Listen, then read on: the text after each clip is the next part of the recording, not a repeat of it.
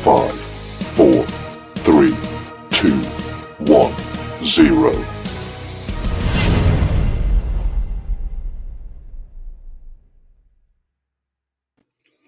Welcome to another episode of Tamara Simon's Live in the Real Estate Power Chat. Today we are talking with Jeremy Fust with Impact Real Estate out of Phoenix, Arizona. You're not going to want to miss this because this is going to be a fantastic interview. But as you know, first things first. This is Tamara Simon's Live, where real estate agents from around the globe come together to grow, collaborate, and expand their business. Where we take our inspiring conversations and put them together to create dynamic connections.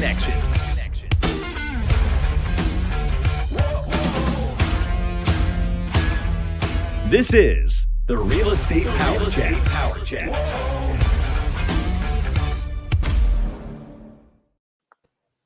Welcome, Jeremy. Thanks so much for joining me today. Of course. Thank you for having me. Super excited. Right on. So, how's the weather in Arizona today? The weather, praise the Lord, is getting a little nicer. The summers are always a little brutal, but we're midway through September, and so we're hovering right around the 100 degree, which feels nice. Feels good. That whole 100. I'm over here going, it's 73 today. Yeehaw. Oh my! I wish it was 73. Soon. We hit like the 70s, maybe November. It's always Halloween. So like Halloween, sometimes you get a nice Halloween, sometimes it's 100 degrees on Halloween. And so that's always like the turning point on what is going on. What kind of November are we gonna have? So hopefully it's nice, but it doesn't feel like an oven, which is more important. Yeah, so, for sure. I went there in April and I was like, oh my God, I couldn't live here. It's like 8 o'clock in the morning and we're already, 100 degrees.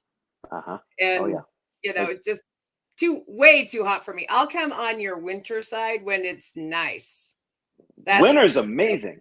Yes. I mean, we snowbird and take our RV to Arizona for the winter months. So when I'm sick of it snowing in Utah, I hit Arizona. So, well, winter in Arizona, it's like you don't need to wear a sweater, but like you feel like you should because you don't get any other time to wear a sweater. So it could be like 73, and I'll be in a sweater at 73 for sure, just because I like wearing sweaters, and so that's my time to take advantage of it.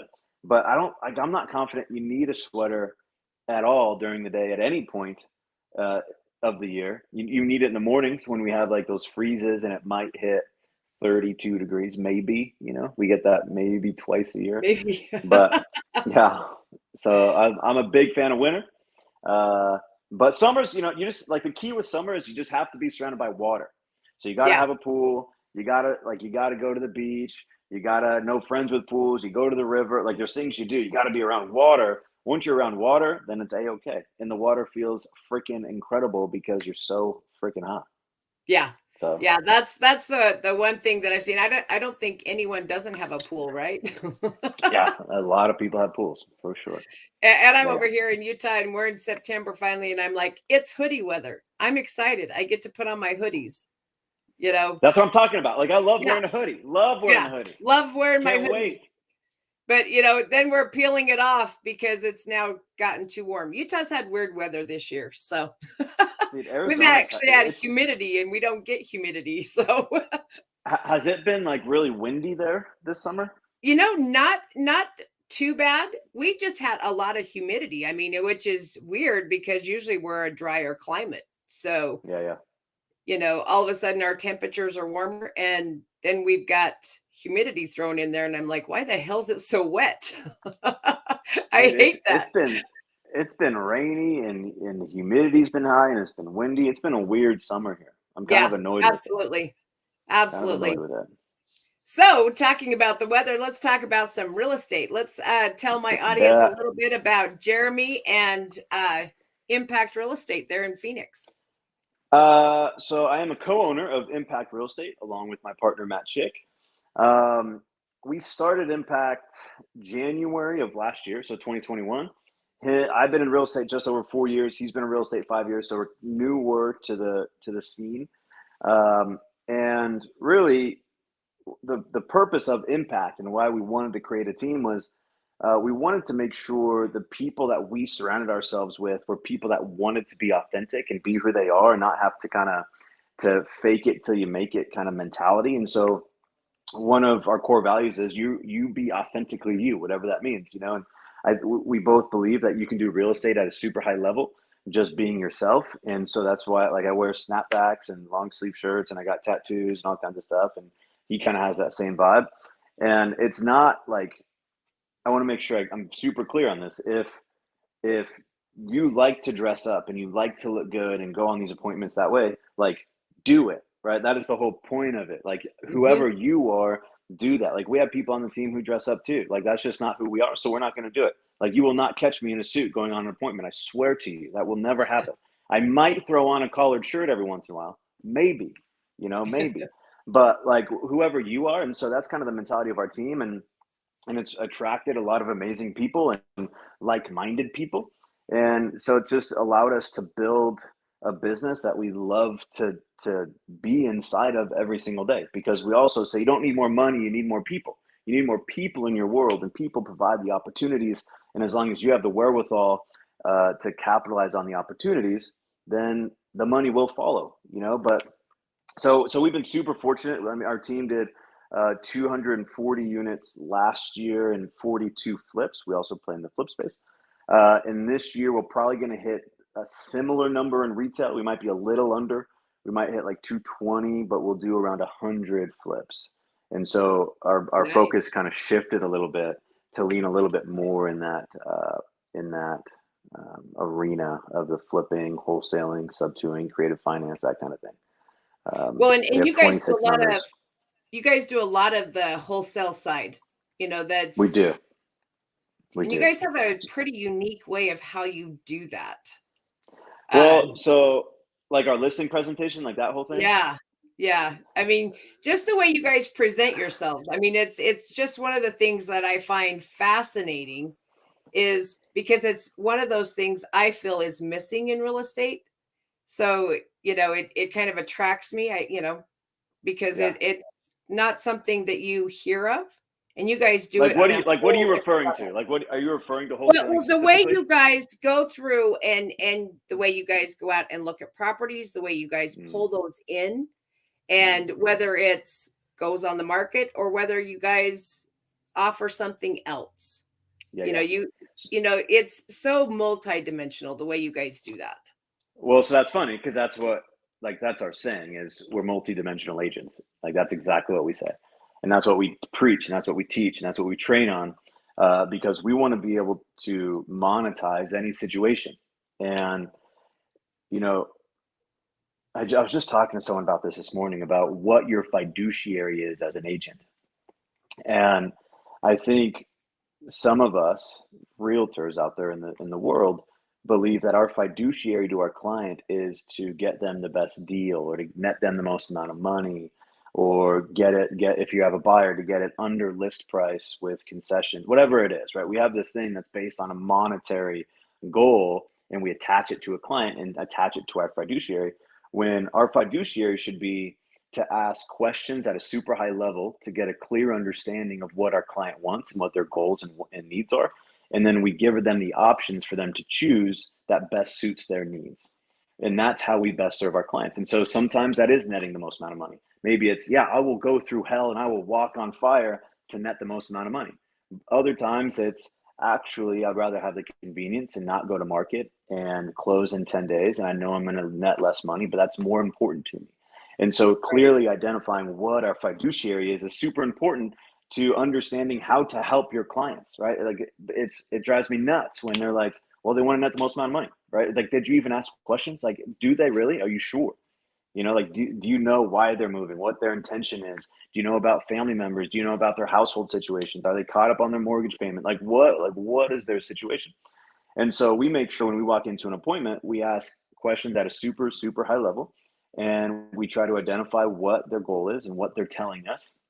And we give them the options. and sometimes that's us buying the house for cash because that's super important to them, that you don't have to go to market and get an appraisal and repairs and showings and open houses, especially in the market we're in right now, because it might not sell for 90 days, 100 days, might sit on the market.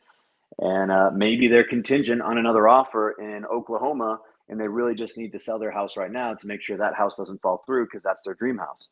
And so they're like, yeah, we will take a lower offer because we really want that house in Oklahoma, And so we just make sure we want to walk into an appointment and be as knowledgeable about all the options as possible. And there's a 1,000 different things you can do out there that we're still learning to try. We're trying to master sub 2. We're trying to master seller finance. We're trying to master this like novation, JV kind of flip deal. Like there's so many different things that you can give your clients that I think most agents aren't aware of, or they don't want to know because they just want to stay in their lane, And so we just want to make sure we are multidimensional and we offer our clients as many options as possible, So. Well, and isn't that what our job really is as agents? I mean, that's really the common goal, is to do exactly what it is that our clients need. But if we don't dig deep enough, we never know. 100%. And I believe that most agents don't dig at all. I think we're so, and here's what's really cool about it is we're super unattached to the outcome, right? If you choose to sell it to us, if you choose to sell it to an iBuyer, if you choose to go on market, if you choose any of these options, we are unattached to which one that the client chooses, because if they choose something, they're transacting with us. We are going to do business together, right? And so it also separates us from other appointments. So if we're competing with a different company, then they're like, well, I didn't even know about this shit, and it makes us stand out, and it makes our presentation different than the standard. This is how we market a property. This is what I think we should price it at. And this is what we're going to do. And here's the process, like most listing appointments are. And so it just separates us a little bit. And I have a big belief, even like it's pretty universal. I just want to be remembered, and I want the opportunity, meaning, in a crazy ass seller's market that we've been in the last 24 months, when I was on the buyer side, I just wanted the opportunity to get the highest offer in, meaning if I want to build rapport with the cross agent, I want to do something crazy, I want to go over the top. Like I've emailed agents at 9:30 Saturday, Sunday, just saying, hope you have an amazing day. Just a reminder, this is Jeremy Fust. We submitted the offer Friday, right? Like you do these things to be remembered, so then you can follow up on Monday and say, hey, where's my offer at? Give me the opportunity to beat it. You know what I mean? Like I always want the opportunity to be on top, or to be remembered by somebody. And so on a listing appointment, I just want to be remembered, and I want that opportunity. You know what I'm saying? Does that make sense? I like that. I really like that outlook. I bet you guys did very well in the seller's market the last few years, having that mentality, making that connection with an agent. Yeah. It's here. I mean, all you heard was, I can't get them to call me back. I can't get them to communicate with me. No one will answer their phone, or, as soon as you're calling, they're sending you a text message. Just send the offer here. But there was no communication. Yeah. So this is what I would do. So again, I want to be remembered. And so in this situation, this theoretical scenario, if typically you would go live on a Thursday, offers reviewed Monday, and that was the process, right? Like you had to battle it out all weekend, and you had to fight and all this kind of stuff, and then you get 50 offers. So there's two different mentalities that is a big debate, which I love, because I love kind of stirring the pot and having debates around things in real estate. Is okay, new to the market, you want to be the first one in and submit first, right? And then someone could challenge that mentality with, okay, but now they can use your offer to leverage other offers above yours, right? So then you could wait and go, okay, I know they're reviewing Monday, so let's submit Monday morning so we're last, right? And maybe we can be remembered last. So I love this debate amongst agents. Like I love it. There's no right or wrong. Everyone has their different beliefs and that kind of thing. Me, I'm a guy that will submit Sunday night for sure. I'm not going to submit Thursday because I don't want to get lost in the shuffle. So what I would do is I would try to make contact, right? I'd call them up, text them, whatever I can do to try to get them on a phone call with me. Because I know one of my gifts is just having conversations and trying to be likable and charismatic and that kind of thing. And so I'd call them up, and if I can't get them on the horn, I will immediately find them on all social media platforms, and I'll add them, right? So I look up the cross agent, add them on Facebook, add them on Instagram, add them on TikTok, add them on anything I can. And I would like all their pictures, right? Boom, boom, boom, boom, boom. Not all their pictures, 3, maybe 2 or 3, something like that. Don't want to come off as creepy.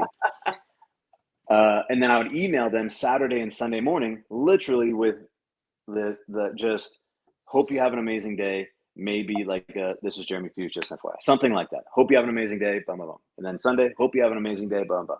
And then I would call again Sunday night saying, hey, we're about to submit. What do I have to do to get this house? So now they go, oh, Jeremy Fuse. Yeah, you fucking blew up my social medias and you emailed me, have a good day.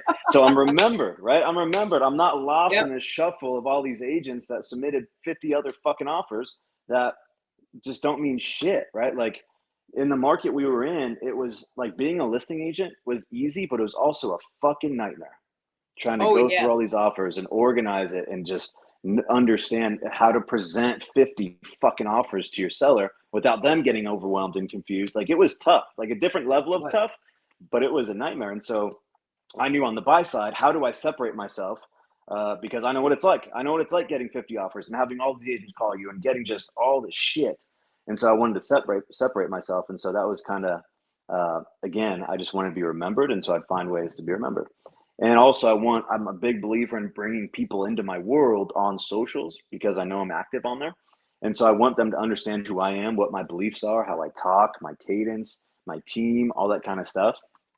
And so I just wanted to make sure I add them so they could understand who I was.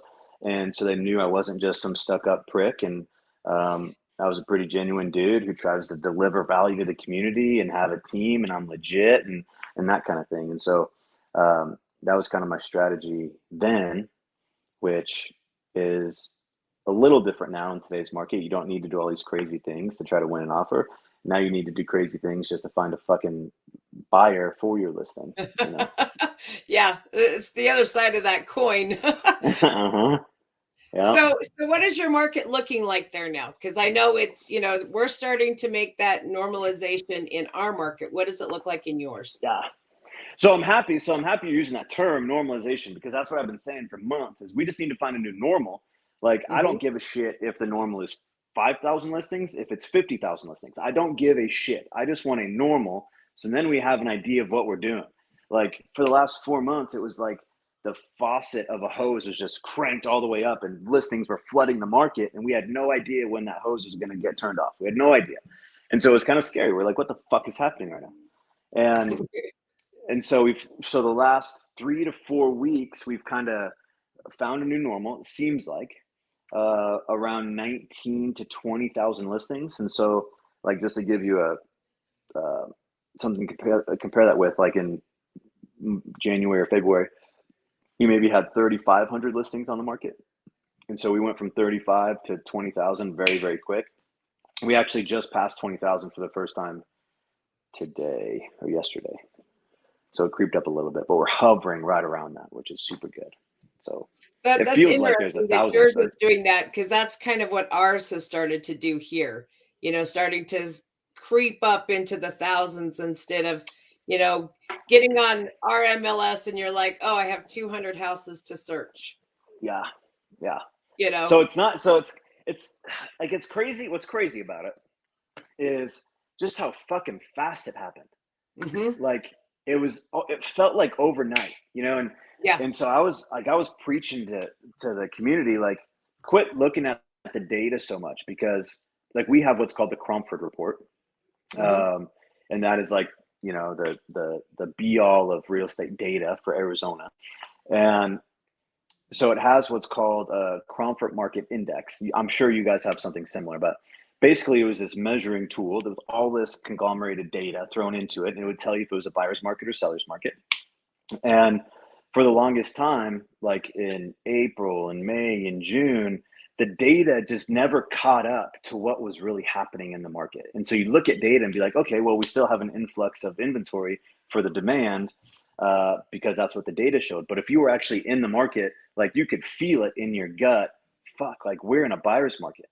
Like we are, even though there was 7,000 listings on the market, which if you looked on paper, doesn't make any fucking sense, but it was a buyer's market, right? Yeah. Like you could just feel it, like you could go get concessions, you could go under list price, you could get HOA fees split, you could do all these things. And so like with the data, I was such a big believer in use the data to understand things, but also trust your gut, your intuition, and go out in the field and feel it. Like go have a listing right now and feel what it's like to not get 20 offers in a weekend and sit with 2 showings over the span of 2 weeks. You know? And so our market now is like, it just happened so freaking quick where it was like a switch, just like, okay, we're in a buyer's market now. Here we go. Now, do you guys have like a metric where you've got a certain price point that goes like crazy? Still getting a multiple offer situation in that. Sorry, and you broke up. What did you say? All right. Okay. In your market here, I know certain price points, we're still seeing few multiple offers.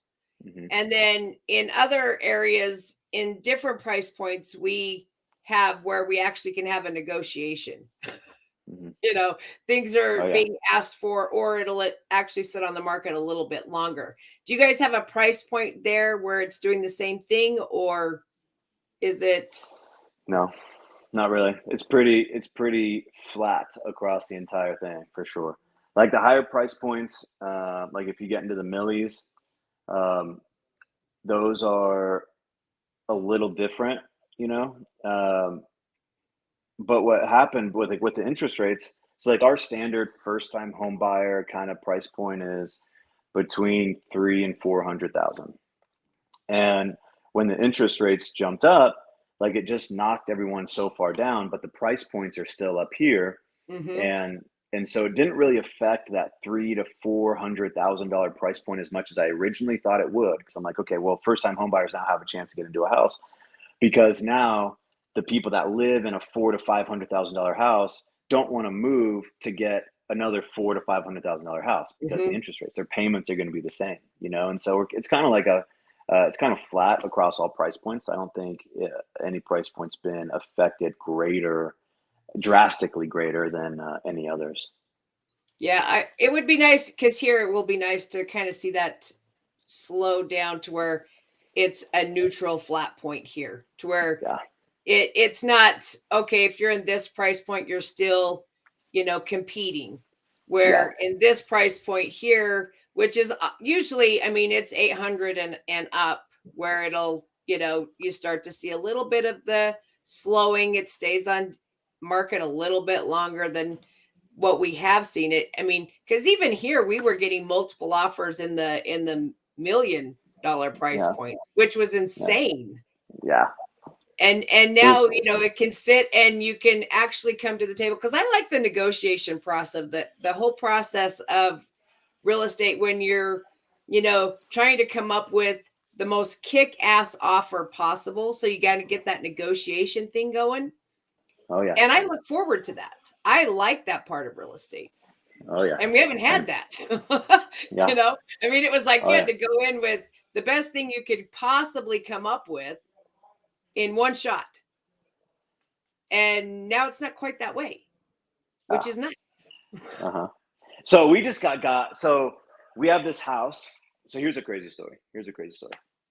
So maybe 2 months ago, 6 weeks, 2 months ago, agent calls me up and says, hey, I have a client. They want a cash offer on their house. And again, this is kind of what we do. This is why we network with a ton of agents and try to get out there for this reason specifically. So she calls us up and goes, hey, clients want a cash offer. And so we look at the house, and meanwhile, the market is shifting drastically. Nozzles turned all the way on, no idea what's happening. And so buying houses for us is super fucking scary right now, right? Super, super scary, because we don't know what to do. So all of our offers are lower than normal to try to protect ourselves. So we look at this house, we pull it up on the tax records, and we see she bought it last year it was $520,000. Okay, just like 8 months ago. She listed at $575. She's on the market at $575. And so we comp it out, and okay, we got to be super conservative with our number. And we call her up and say, hey, you're not going to like this number. Like, you're on the market at $575. You're going to take a loss if you take a cash offer. Your client's going to take a loss. And she goes, my client's very much aware, but she has friends and family whispering in her ear that the market is going to fall out and she wants out of this house ASAP. I said, okay, but like the best we can do is 400,000. That's $175,000 less than what you're listed at. And she goes, I'll bring it back to my client. And I say, like, we don't want to buy this house. Like, we feel guilty. Like, we told her 3 times, we really don't want to buy this house. Like, just do a drastic price reduction and fire sale it for 500, right? Just do something. Your client will net more. She's like, she doesn't want to do that. And we're like, well, how about you buy the house? Like, we were trying not to buy this house. Like, we're like, you buy it. Like, if she will take a 400, you should buy this house. And she's like, I can't do it. I can't. So they end up selling it to us for 400. Okay. So crazy. We were like, holy fuck. Like, we did not expect that, right? We lowballed the shit out of them because we wanted to make sure we were protected. And it was a nice house. Like, we didn't need to do any work to it. We did some landscaping, cleaned it, like very minimal things to it. And then we threw it right back on the MLS probably 2 weeks after we closed for $499. And so we undercut everyone. We wanted to fire sale it because we didn't know what was happening in the market. Like, we just need to get it out. We're going to make a quick buck on it. Turn. So we're probably priced 40 to 50,000 under comps. So we go under contract super quick. And yesterday, 2 days ago, I get the Binzer back. We have a Binzer. I don't know what you guys call it, but it's the list of items that the seller needs to make from the buyer. Right? Okay, gotcha. And I was like, hey, would you guys do a credit instead? I like credits. I like doing a credit instead of repairs because it's nice and clean. You don't have to worry about quality of repairs or things getting kind of fucked up. So I'd rather do a credit. I push for a credit every time. So I'm like, hey, would you do a credit? And 24 hours later, he emailed me back saying, yeah, we'll do a credit. What are you thinking? I said, we're thinking around $3,500. And he goes, not even close. We want 20. And I was like, this motherfucker, dude. Like 20 this motherfucker. Yeah. I was like kind of triggered at first. I was like, what the fuck? 20 grand. And then, so we kind of get together, our leadership team. We're like, what do we want to do with this house? Do we want to go back on market? Do we want to cancel, go back on market, kind of roll the dice and see what happens? Or are we going to do this work? And I said, okay, we're going to do the work. We're not going to give you 20 fucking grand because that's extremely unreasonable. But at the same time, like, I appreciated that he knew exactly what the fuck he was doing in this market. Like, he rolled the dice and was like, you give us 20 grand or you take your chances out on the market, right? Like, that is the kind of market we're in where the buyers have so much leverage right now, so much leverage. And it's kind of like, it's exciting. Like, it's fun. Like, it's so fun to be on that side of it now because, like, I feel like your buyers appreciate it more than your sellers do. Like, when you had a seller and they sold it for $40,000 over ask, there was like this entitled mentality. It's like, well, yeah, duh, dude, the market is what it is, you know? Yep. And there wasn't like this appreciation for what we do. It's like, okay, well, I got to use a realtor to sell. And that was really it. You get a buyer into a house and you get them a fucking $20,000 credit. They're like, what the fuck? That is crazy. Yeah. And they're excited. And they're like, you did a fucking amazing job. You know, there's like that difference of appreciation from a buyer where you get them something nice than a seller. You know what I mean? Does that make sense? Oh, yeah, absolutely. That's how I feel. Well, and it was kind of the same way here because every time you would meet with the seller, they were like, well, this is what I want. And I also want to stay here for the next 60 days while I find my next place. And the buyer can't have possession until those 60 days are up. Yeah. Or they would go in and they're like, you know, and I'm not leasing it back. So I'm not paying for those 60 days. Yeah. Yeah. The buyer's going to have a house payment, but I'm not paying them anything. Yeah. And, and they fucking get it. And they get that shit. And they did. And it pissed me off. Yeah. You know, that was the way it went. And there was, you know, it kind of made it, well, it really did make it to where sellers weren't willing to listen to their agent because they knew what they wanted and they knew they could get it. Yeah. Yep. And so now I'm like, we're on that flip side where it's not that way. And now the buyers can actually take advantage of this market. Yeah. So I heard amazing, is such a simple quote, but I heard it yesterday. It was because a lot of agents are freaking out about the market. It's very difficult to get business right now. And another high producer, I think actually it was Curtis Johnson who said this. I think. Could have been someone else. But he goes, it's an amazing time for amazing agents. And I'm like, well, that makes a lot of fucking sense, right? Because if you are going to sit on the sidelines and let this market kind of beat you down, then it's going to beat you down, you know. And if you're going to take advantage of the people you already have in your life, if you're not going to take amazing care of your sphere, past clients, things of that nature, then this market is going to beat you down. If you're going to lean into 100% social media and wait for business to come to you, this market will beat you down. Like, you have to be in the office. You got to set a schedule. You got to treat it like a business. You got to prospect. You got to go over the top with your current sphere and past clients and things to make sure you are getting these referrals. Because in my, like, what's working for us right now is past clients and referrals. Because I think because the market is crazy, referrals are more appreciated because they want someone knowledgeable, right? And they want someone who can talk the talk and really walk them through what's happening, because it's not like it was where a seller has all the power, right? The seller goes, I want this amount and I want the lease back and I'm not going to do any repairs and I want the appraisal waived and I want $50,000 over appraised value, like whatever it was, right? And so now it goes, okay, like, what do we have to do, right? And the knowledgeable agent, I think, is in a much better position, and that comes from referrals, than someone that's just phone popping them, right? Because they don't know who's on the other line. We still dial fucking like a motherfucker, like we still dial all the time. But like our past clients in our sphere, we're trying to take extra care of because we want them to go, well, Jeremy actually knew what the fuck he was talking about. You should talk to him. You know, the market's doing something crazy. Go talk to someone that I know is knowledgeable, not some rando who called you on the phone that you know fucking dick about and is just going to try to sell you on signing something. You know, like I walked in. So we have this big company here called 72 Sold. Don't know if they're where you are, but they own about 9% of market share, this one company. And so that's a very big part of market share. They got fucking billboards everywhere, 72 Sold, and they're super, super well known. And I go on this listing appointment 2 days ago,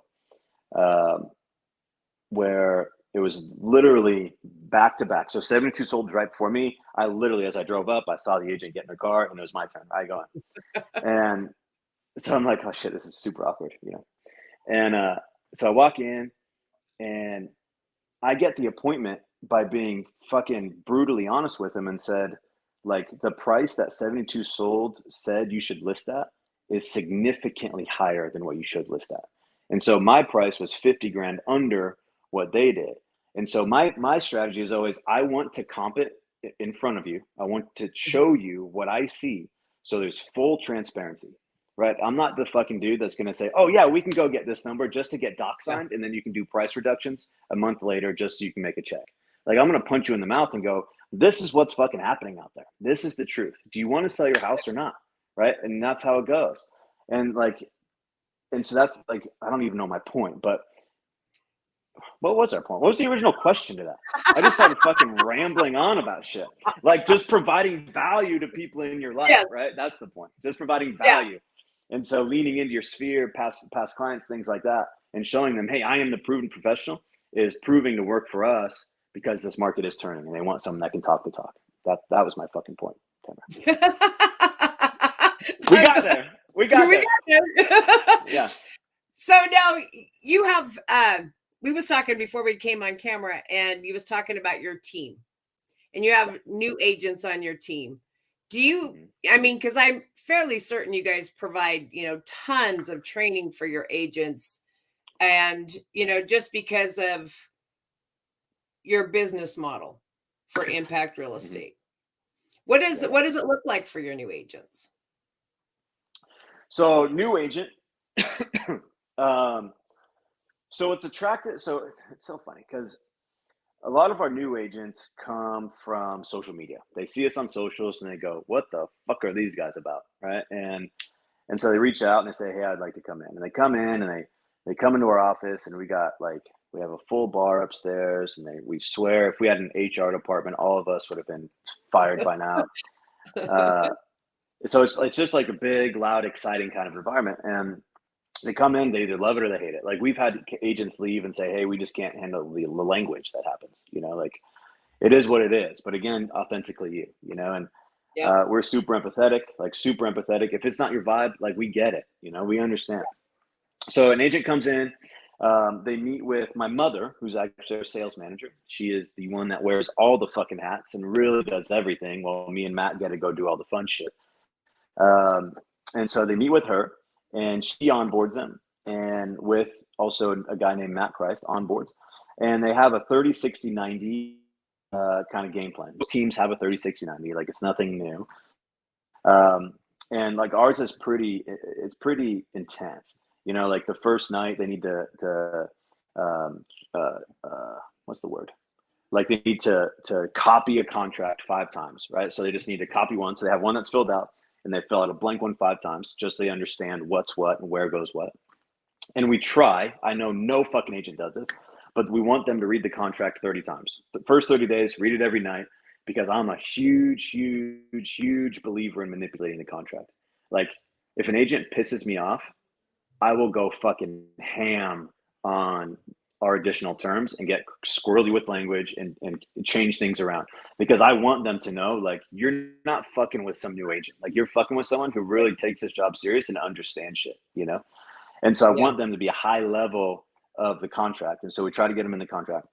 And then there's just certain requirements where, you know, on day 14, you have to make sure you've done this. By day 30, you make sure you've done this. And so we're actually about to implement, we're calling it an 86-day campaign now. So it's going to go from 30, 60, 90 to an 86 day. And on that 86th day, we have a conversation, a one-on-one with that agent, and decide if they're a good fit for us or not. So it's basically like a trial period, you know? And so the training is by far, like, we think we're the best training team in the whole state of Arizona. That's our belief. Slightly biased, right? Slightly biased. But we train all the fucking time, all the time. You know, like we have what's called an elite group. So Impact Elite. That is, you opt into it. It's not required. You opt in, and we build your schedule for you. And sorry, get a phone call. We build your schedule. And so we meet every single day at 8 a.m. We're in the office every day at 8. We have like an accountability meeting every day at 8. We talk about what you're going to do for that day and what you did the previous day, results, wins, losses, that kind of thing. We have an accountability meeting at 1. We all read a book together. So we talk about the book every morning and every day at 1. And we just build your schedule out, right? And so agents have the opportunity to opt into that, which we encourage, because like you are forced now to do the activity if you want to be a part of this program. If you're in that program, you get more leads, you get more perks because you're doing the activity, and we know that you're going to be fucking working because we're building your schedule for you, right?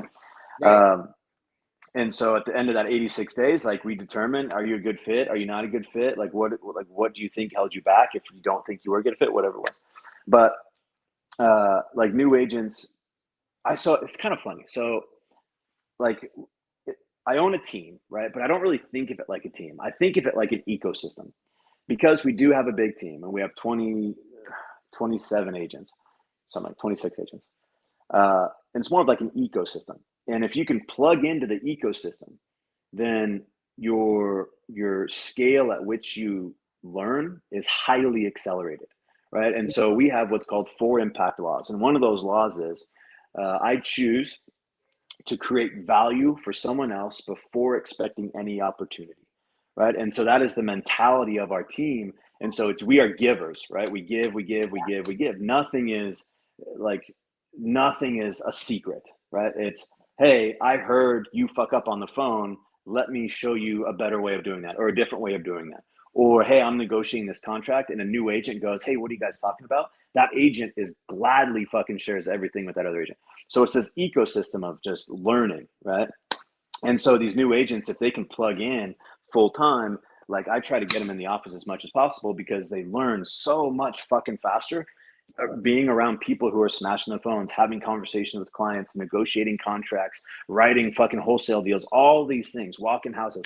If you are unplugged from the team, I'm like, why are you even on the fucking team? Because we also are a high split model. We split 50-50. And so if you think you're going to learn as much sitting on the sidelines or at home on the couch while you scroll on your fucking Instagram, you're not. Like, you're just not. And I'll tell you right in the fucking face, like, plug in, soak it up, learn as much as possible, because that's where the true value is. You will not learn this business in a fucking classroom. I can tell you that much. You learn it by going through the reps and making mistakes and doing all these things. and hearing it really happen in real time. Learn it from a fucking video on YouTube. And so new agents, they're plugged in and just they train every single day. There's literally trainings, how to write contracts, how to like navigate our systems and things of that nature, prospecting, different types. We believe in 5 lead gen levers. 2 are non-negotiables, your sphere and social media. You got to play in both. And then we believe to keep the spirit of entrepreneurship alive on Impact. And so we let you choose how you want to build your business. If you don't want to hit the phones, don't hit the fucking phones. But what are you super good at and what are you committed to? Now let's go build something around that, right? And so so we just train them on anything that they want to build. If they want to lean into knocking, calling, open house, events. Like we have some people who go to like the fucking mall and go, I want to try out and about. I just want to go shake hands, meet people, hand out business cards, right? And then we'll role play. And then we role play every single day at 9. And so like new agents, they're just kind of thrown into this ecosystem with a high training, high accountability, and they get to build the business they want. And that's kind of the new, that went super long. That went super long for a question of what's it like to be a new agent on Impact. I was kind of kept rambling. No, but I can appreciate that you're teaching new agents to work this as a business, something that so many people, when they get into real estate, lose sight of. They think, oh, I'm an agent. I can work when I want. I can set my schedule. And it's like, and you have no business. Because what is the 2 most common things people say why they got into real estate?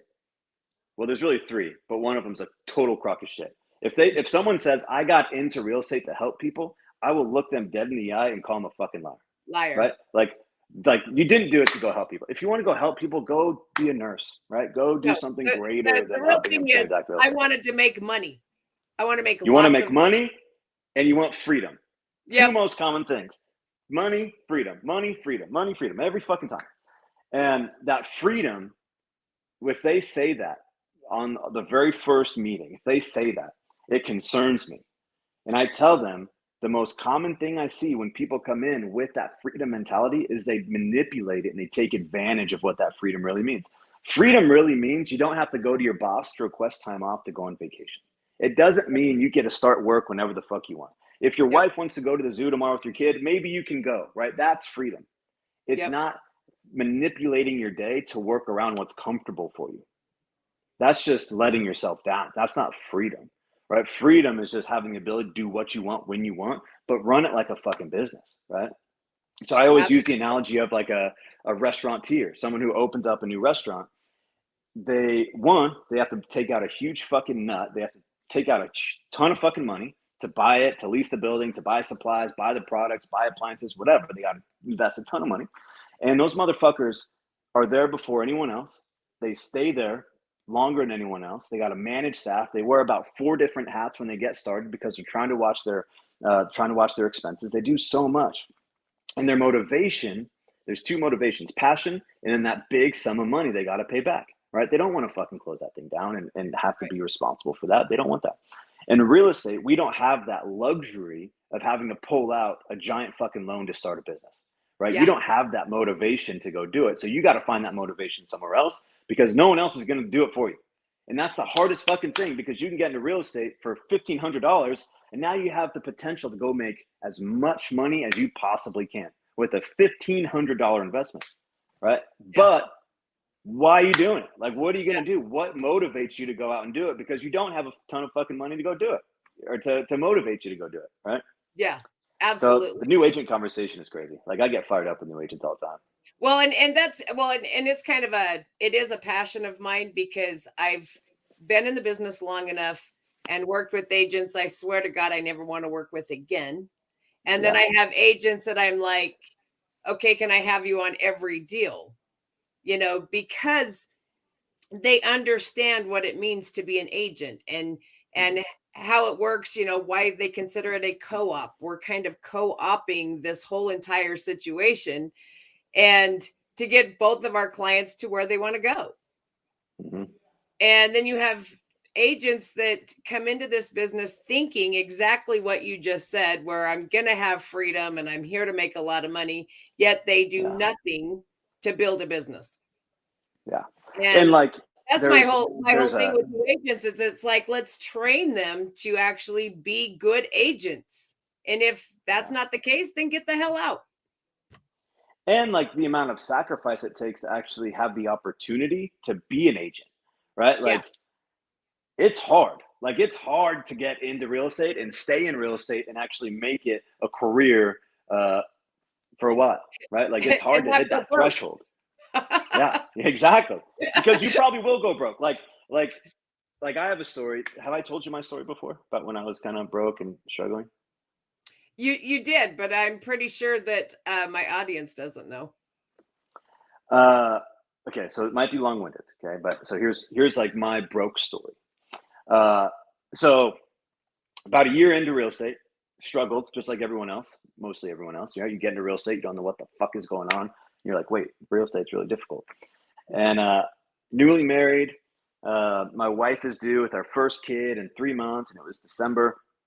And I was broke as a joke.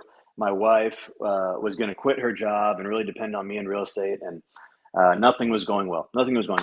Well, a few months go by, and now it's February, and now we literally have negative money in the bank account, right? And we're overdrafting everything and super stressful. I pull out a personal loan of $6,000 to try to get by for the next month. My mom gives me money of $3,000 to get by. And my son was born in December. So now we're in February. So this is a couple months later. My wife's not working. She's at home. We are totally like, what the fuck is happening right now, right? And my wife goes, hey, you need to go get a job.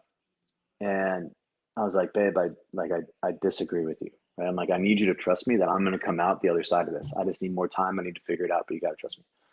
And thank the Lord, she did for no reason. Like she had no fucking reason why, but she gave me the support. And come March, I get this lady, this client, and she wants to buy this house. And she was a big Christian woman, and like hallelujah, praise Jesus, like super like gospel type Christian. I'm like, I fucking like you. Like I like you. And she was moving into this house with her family, and there was like 12 or 13 people moving in, and so she really needed something big, but her pre-qual wasn't that high. And I'm like, shit, this is gonna be super tough to find a house big enough to support what you're looking for. And I was super excited. Brand new client, really need a check. Very desperate for a check. I still have like the overdraft screenshot on my desktop as reminders and things. But so we found this house, and it was like in the middle of a flip, and they wanted to get out of the flip. And so it was a little rough, you know, half the stuff done, half the stuff not done. But she said it was perfect for them because all of her brothers could come in, do the work, make it nice, and it could be there. And it was this massive house. So it was perfect for them. So right on it, go under contract on it. And day before close, get an email from title saying that, I don't know why it was day before close, by the way, but saying there's a lien on the house from HOA because the external exterior of the house was painted the wrong color. Couldn't close on it because of stupid fucking HOA thing. So I'm like, well, shit. Like I really need this check, right? And the check is $8,200. I'm super fucking excited because I can finally get money and pay bills and things because I was just fucking dying, right? And so it goes about 2 weeks going back and forth the HOA. I'm like, okay, all right. So we did a paid outside credit to a painting company. We got this thing going on. Okay, we're going to close. Great. So day of close, new day of close was one of our big like monsoons. It was super windy, rainy. It was kind of a crazy day. And I hired a house cleaner to clean the house for this lady because I was super excited for him and wanted to make sure the house was clean by the time they got there. And so I told her, hey, I'm going to hide the key. We haven't closed yet, right? I'm going to hide the key. It's closing day. You can go in before we record. Highly don't advise. Don't advise. Yeah. And just start cleaning the house. And the house cleaner calls me at like 10 in the morning and goes, hey, you need to get down here. And I say, why? Like, what's up? She goes, the house is flooding from the ceiling. I go, well, fuck. Okay. And so it's about 45 minutes away from where I was. So I fucking bust my ass down there. I get down there as fast as I can. And sure enough, water was just seeping in through the ceiling. It was a mess. And so my client obviously goes, I'm not buying this house. Like, I need a new roof. I need a new roof. I want to close on this house. I'm like, well, shit. All right. So let's see if we can make this happen. So call the agent. She says, no, we're going to go back on market. I am totally fucked financially because I'm really depending on that check. Now I'm negative thousands of dollars in my bank account. I'm overdrafting like crazy. No job lined up. Like no idea what's going to happen. And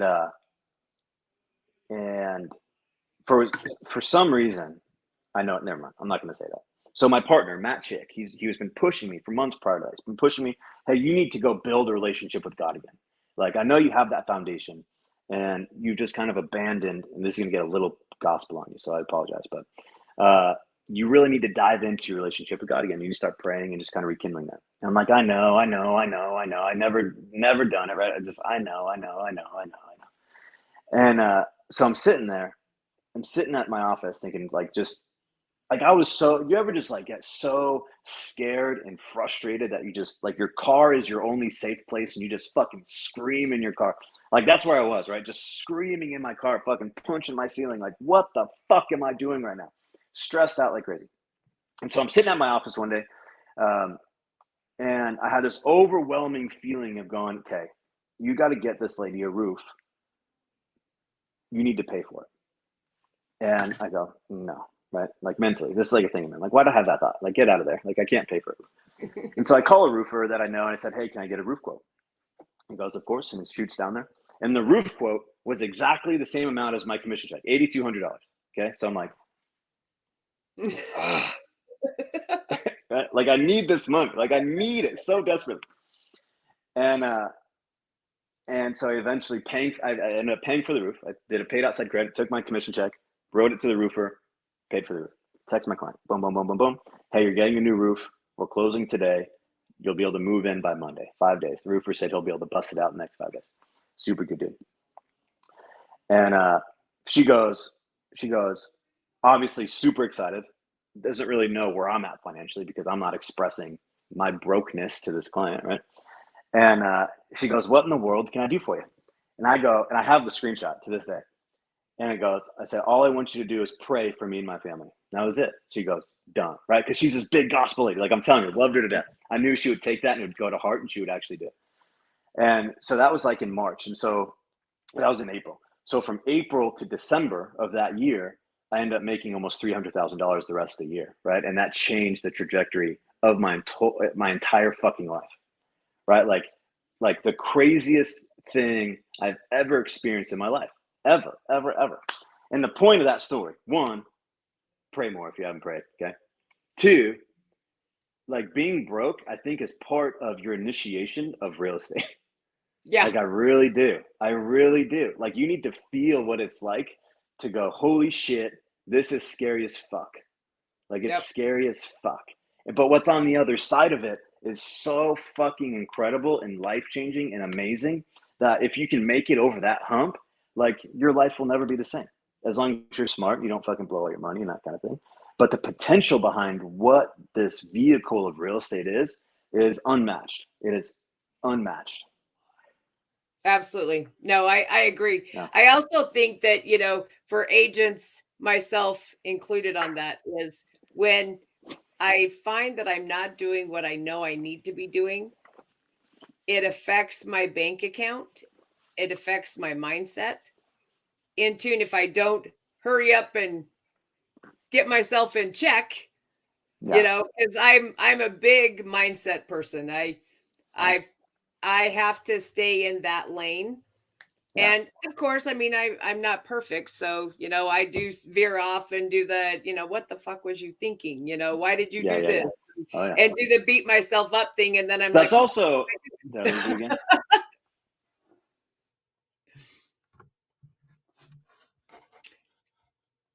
Oh, looks like my internet's messing with me. Oh, there we go. There we go. There we go. I'm like, I think my internet's messing with me. So like the mindset big. I also think like that's super a powerful thing about partnerships is accountability.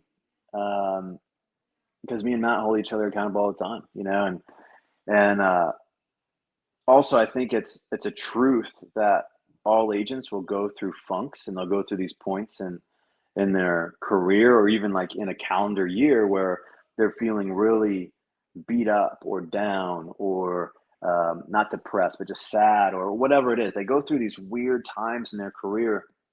And I'm a big believer, like our fourth impact law is I choose to lead with my unique ability out front on purpose. And we all have these things that we're good at and we're special, and it separates us from other people, and everyone's different.